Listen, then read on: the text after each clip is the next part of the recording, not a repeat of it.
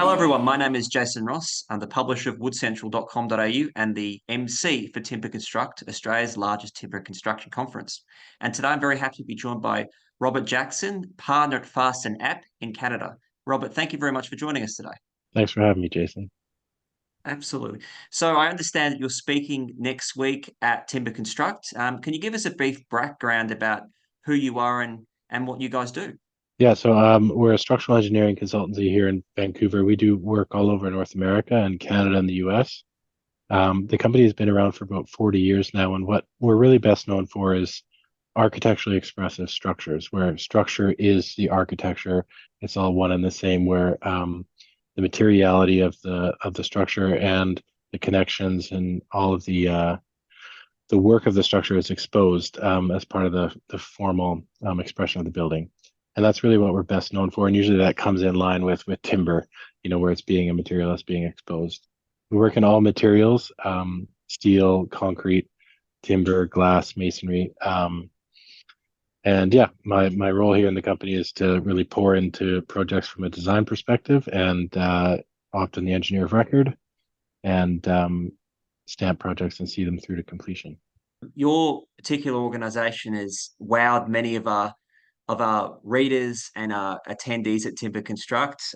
Just looking through some of your impressive projects here, the BCIT Tall Timber Student Housing, the Hive, UBS Brooks Common, which for a time was the tallest building in the world, as well as the PNE Amphitheatre as well. I'd love to touch briefly on that amphitheatre. Can you give us a brief understanding about what was involved in that project?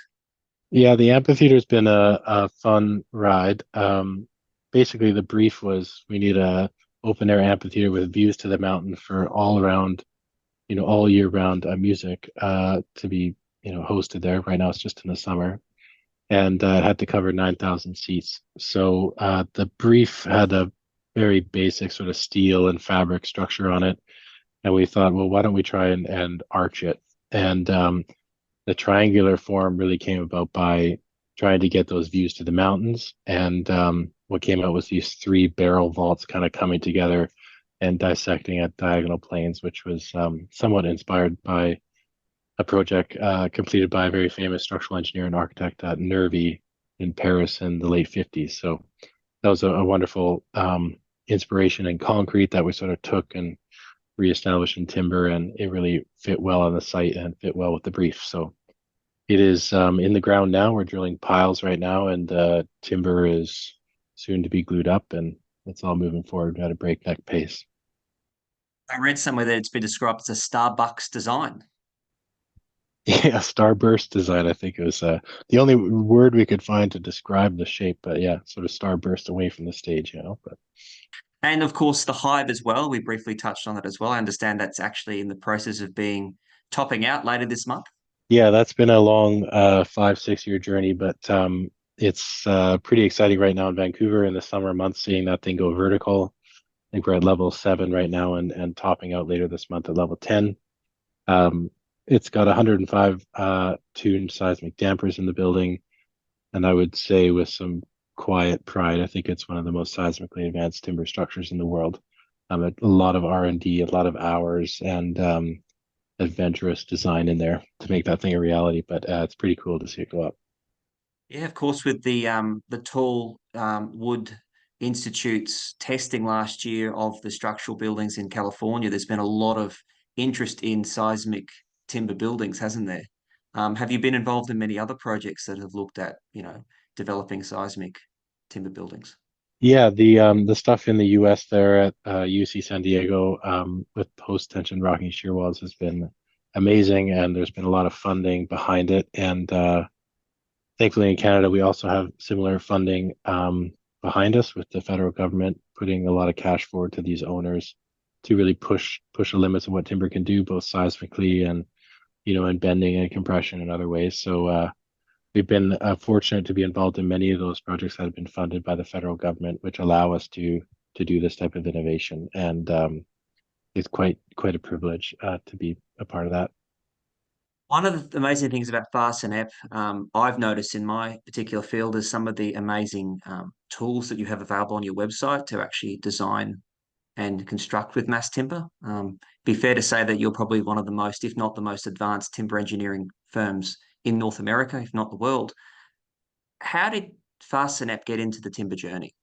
Yeah, I think the majority of it really came through relationship with architects and that vision of having the structure be the architectural expression and be the exposed final condition, where it's doing like double, triple duty, right? It's acting like acoustic, like an acoustic panel. It's acting as the ceiling. There's not a drop T-bar ceiling or anything in between. And out of that really comes this desire for something natural and beautiful that really gets that expression going. And that's driven the legacy of the company towards timber. And the two founders, Paul Fast and Jerry Epp, have really left a legacy of 40 years of really pioneering design in the timber space that we are trying very hard to continue. And we are really rooted in the foundation that they created here. So I think, yeah, the relationship with architects and a strong legacy of innovation and expressive structure is really where it comes from. And of course, one of the projects that you were involved with was the Brooks Commons, which for a time was the tallest timber building in the world, I understand. Yeah, I was just a kid at that point, but a few years out of university, but I got to pour through that entire building, top to bottom, did all the calcs, and that was a wild ride and a wonderful opportunity for the company and for myself just to really explore a really lean and mean system. It is a box, it's a bar building, very tightly refined from a structural perspective, and the architecture responded to that. It was with a very disciplined architect that let the structure go first. It didn't have the architecture go first and then make the structural engineer fit to that.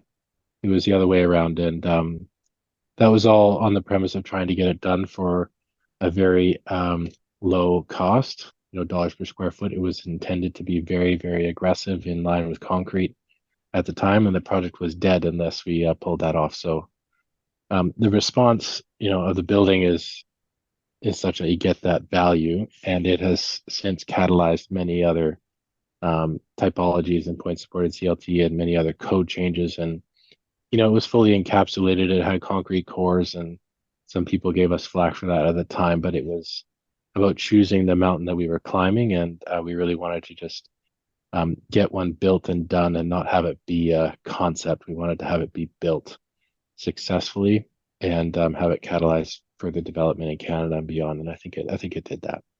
Yes, and I guess that's an important consideration, is it? Because so much of the timber buildings that are now arising around North America, indeed around the world, are actually hybrid timber structures. They will have, they might have concrete cores, they might have steel frames, they might have a CLT system embedded into the flooring system as well. Is that something that you see at Fast and Ebb, a growing market for timber buildings, these hybrid systems? Yeah, I'm personally and our firm is very true to the fact of using the right material in the right place. We don't like to force timber where it doesn't make sense. So I would say pretty much all of our projects are hybrid.